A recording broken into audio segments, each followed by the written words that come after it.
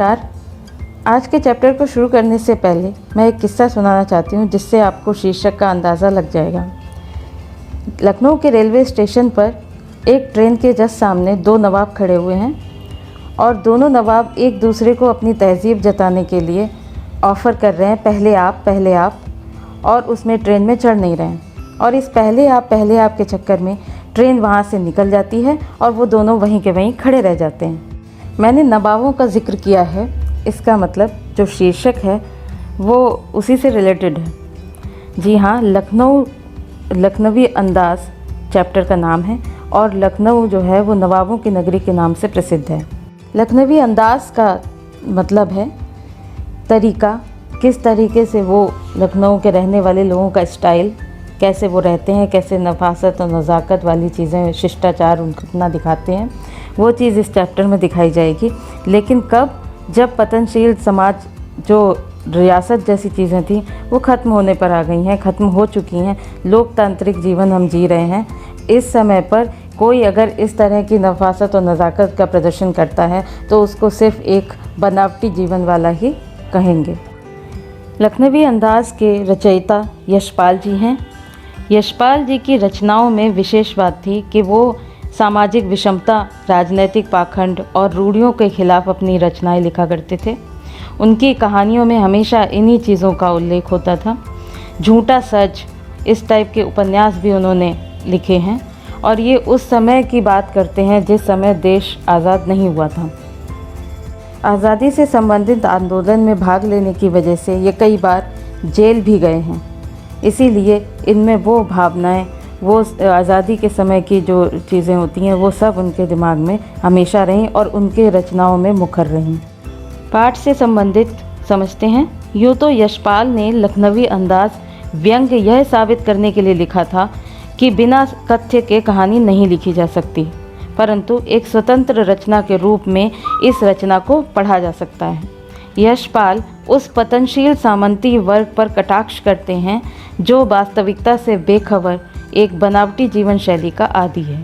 कहना न होगा कि आज के समय में भी ऐसी परजीवी संस्कृति को देखा जा सकता है, अर्थात जब सामंती वर्ग और ये राजसी अंदाज जो है ख़त्म हो चुका है, उसके बाद भी वही शान और शौकत का प्रदर्शन करने वाले, झूठी और बनावटी जीवन जीने वाले लोग आज भी समाज में स्थित हैं।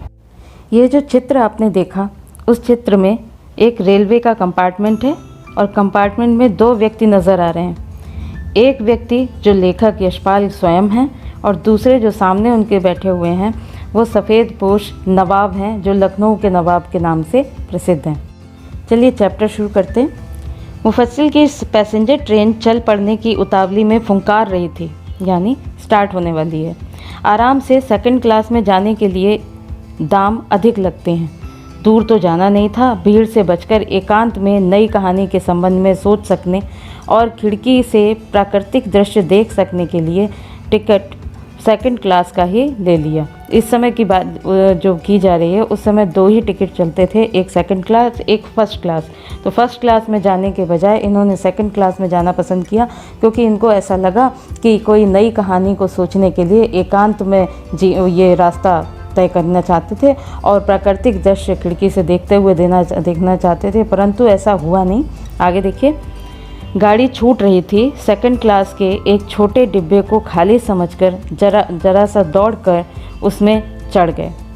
अनुमान के प्रतिकूल डिब्बा निर्जन नहीं था, यानी इन्होंने सोचा था कि ये एकांत यात्रा करेंगे, परंतु जब वो डिब्बे में चढ़ गए तो देखा कि वो निर्जन नहीं था, अर्थात बिना लोग के नहीं था। एक सज्जन वहाँ पर दिखाई दिए। एक बर्थ पर लखनऊ की नवाबी नस्ल के एक सफ़ेद पोश सज्जन बहुत सुविधा से पालती मार के बैठे हुए थे। जो सामने सज्जन बैठे हुए थे वो भी इसी फिराक में आए हुए लगते थे, जैसे वो भी एकांतवास करना चाहते हैं। सामने दो ताजे चिकने खीरे तौलिए पर रखे थे। डिब्बे में हमारे सहसा कूद जाने से सज्जन की आँखों में एकांत चिंतन में विघ्न का असंतोष दिखाई दिया। ऐसा प्रतीत हुआ जैसे उनके एकांतवास में खलल डाल दिया हो किसी ने।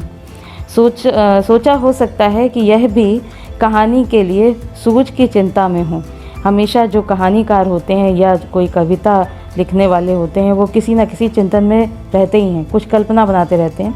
तो ये भी सोचने लगे कि सामने जो बैठे हुए हैं वो हो सकता है कि वो भी कहानी के ही लिए आए हों, कुछ चिंता कर रहे हों, उसके सामने सोचना चाहते हों, या खीरे जैसी अपदार्थ वस्तु का शौक करते देखे जाने के संकोच में हों। खीरे जैसी अपदार्थ वस्तु का मतलब जो बहुत छोटी सी चीज़ है, खीरा यानी कोई ऐसी महंगी चीज़ नहीं है, सस्ती चीज़, साधारण सी चीज़ है, उस चीज़ को खाने के लिए ये सबसे बचकर उस डिब्बे में बैठ के खा सकते हैं। नवाब साहब ने संगति के लिए उत्साह नहीं दिखाया।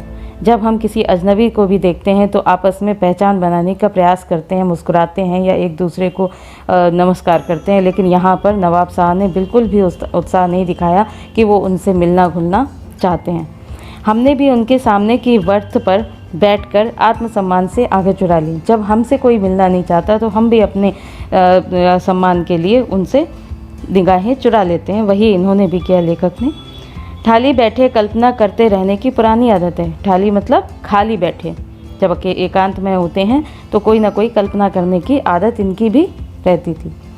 नवाब साहब की असुविधा और संकोच के कारण का अनुमान करने लगे। बस ये सोचने लगे कि ये नवाब साहब क्यों आए हैं, क्यों बैठे हैं, इस डिब्बे में क्यों हैं, इसका अनुमान वो लगाने लगे।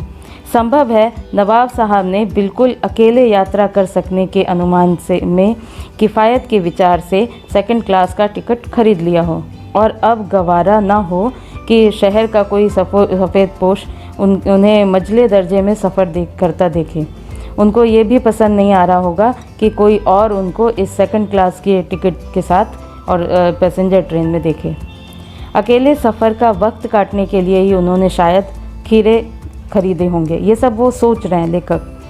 और अब किसी सफ़ेद पोश के सामने खीरा खाएं कैसे, क्योंकि वो तो एक साधारण सी चीज़ है, उसको कैसे खाएं। हम कनखियों से नवाब साहब की तरफ देख रहे थे। कनखियों का मतलब कान और आँख के बीच का हिस्सा, यानी तिरछी निगाह से देखना। नवाब साहब कुछ देर गाड़ी की खिड़की से बाहर देखकर स्थिति पर गौर करते रहे, यानी नज़र चुरा रहे थे वो। फिर एकदम से उनको याद आया शिष्टाचार वाला भाव और बोले उनसे, ओह, नवाब साहब ने सहसा हमें संबोधित किया, मतलब उनकी तरफ देखकर बोले, आदाब अर्ज़, यानी नमस्कार करना।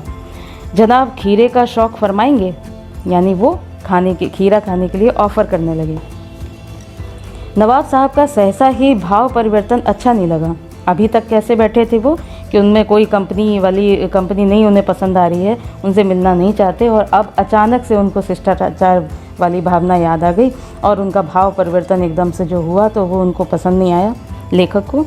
भाप लिया, आप शराफत का गुमान बनाए रखने के लिए हमें भी मामूली लोगों की हरकत में लथेड़ना चाहते हैं, यानी उनको पता लग गया कि ये जानबूझ के अपनी शराफत का प्रदर्शन करना चाहते हैं। जवाब दे दिया, शुक्रिया किबला, शौक़ फरमाइए, मतलब थैंक यू जैसे बोलते हैं, थैंक यू आप ही लीजिए, नहीं चाहिए। नवाब साहब ने फिर एक पल खिड़की के बाहर देखकर गौर किया और दृढ़ निश्चय किया, और उसके बाद खीरों के नीचे रखा तौलिया झाड़कर सामने बिछा दिया। उन्होंने निश्चय ये किया कि बाहर कोई नहीं है जो उनको देख रहा, और झाड़कर सामने उसे तौलियों को बिछा लिया। सीट के नीचे से लोटा निकालकर दोनों खीरों को खिड़की के बाहर धोया और तौलियों से पोंछ लिया।